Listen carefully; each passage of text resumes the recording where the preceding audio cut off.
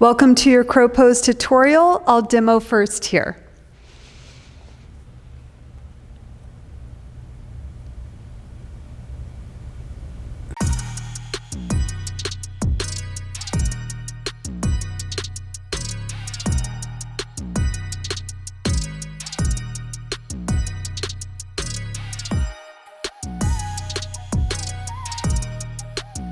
So first, let's go through the pose with attention to alignment and the mechanics of the pose.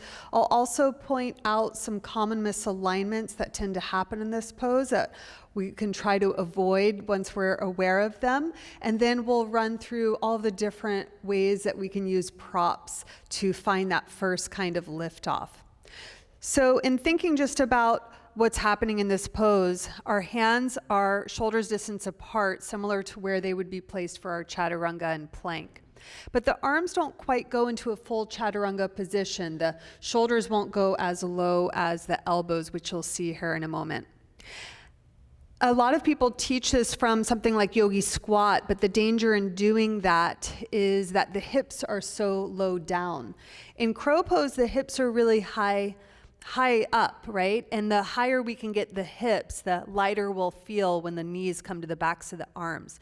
So I like to start crow pose from this kind of folded position here. So with the feet towards each other, but the knees pointing slightly outward, you would come up high onto your tippy toes, hands are down, and you'll bring the backs of the knees. There's a little nook on the top of your tricep that you'll place the back of the knees on. And in fact, this is something we'll use in more of our arm balances. And you can even kind of press down onto the tricep and kind of hook your knees there. Now, at this point, nothing would happen if I don't shift my weight forward. My feet are kind of glued to the mat. So I can lift one leg up and then start to look forward. I'm still looking down, but forward about 8 inches, and then perhaps the other foot would float up. Now, let's go through some things that will tend to happen if you're new to this pose. So oftentimes I'll see elbows wide this way, bending out to the sides. And if that happens, that would be a good indication that a strap could be really beneficial to you, because it will help you find stabilization by hugging the elbows in. So that might look something like this. So again, knees up on the backs of the arms. You've got the strap there to help you, even if you're not fully balancing yet, just training those elbows in. Another common tendency is that we don't shift forward, so that when we stack, see how my elbows are behind my wrists right now? And a lot of times people are they don't either realize how far they have to shift forward, or it's really scary. They feel like they might fall, and you might fall. But that is something that does need to happen. The elbows need to stack right over the wrists, and that's when you know that you'll be able to take flight there. If the elbows are back here, the hips and everything behind you is just weighing you back down.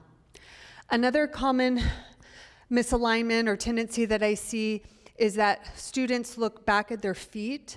And if you think about that, what's going to happen is like a somersault, right? Because we're curled into this tight little ball, and if you look back at your feet, then you're essentially coming into a somersault. So when I say look forward, I don't mean up. You're still looking at the ground, but you're not even looking down at your hands. You're really looking about 8 inches forward of your hands, but down, so that everything is moving kind of horizontally on your mat.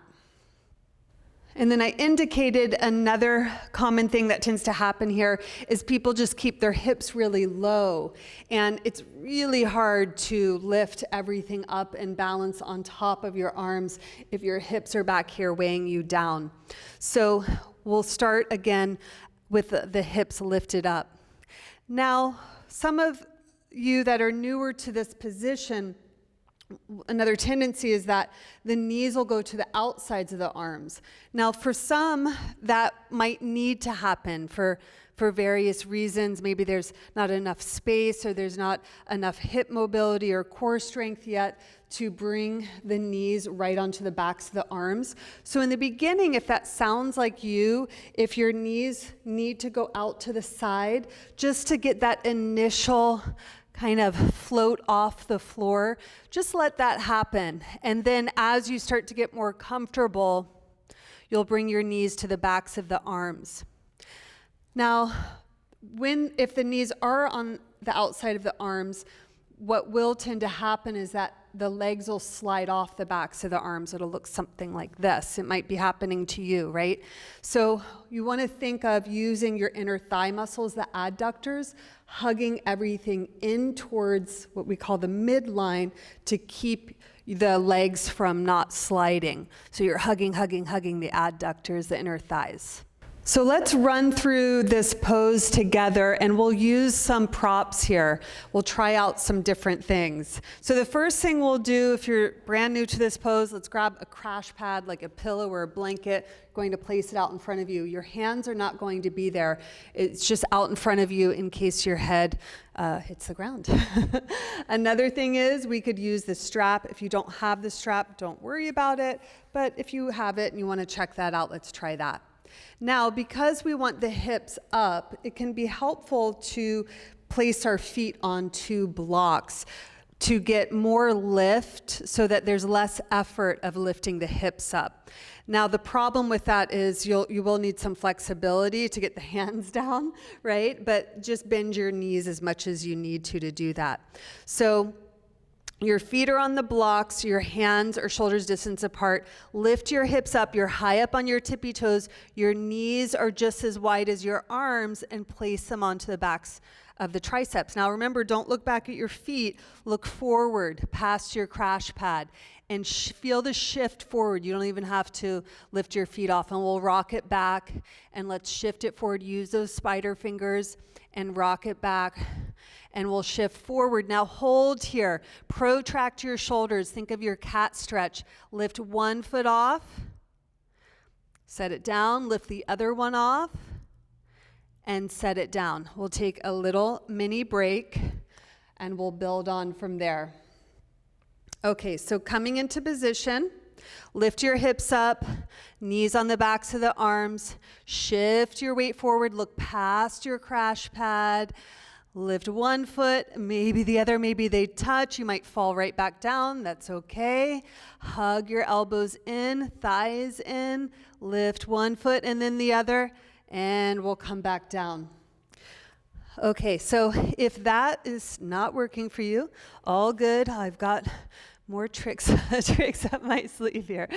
Okay, so the other thing we can do, this doesn't line up for everyone, just depending on your proportions and stuff, but we could try having a block under our forehead. So what that would look like is your hands are here, and you'll have to kind of figure out where that's going to land. So basically you're here. And I'm too close, so I'm going to walk back a little bit, because remember, we have to be able to shift forward. So we're shifting forward, and you might press your forehead into the block and see if you can lift one foot and the other. And if it's not working for you, do try to adjust. So you probably have to go back, a little back farther than you think, so that when you shift forward, the block is there to catch you. So we can try that.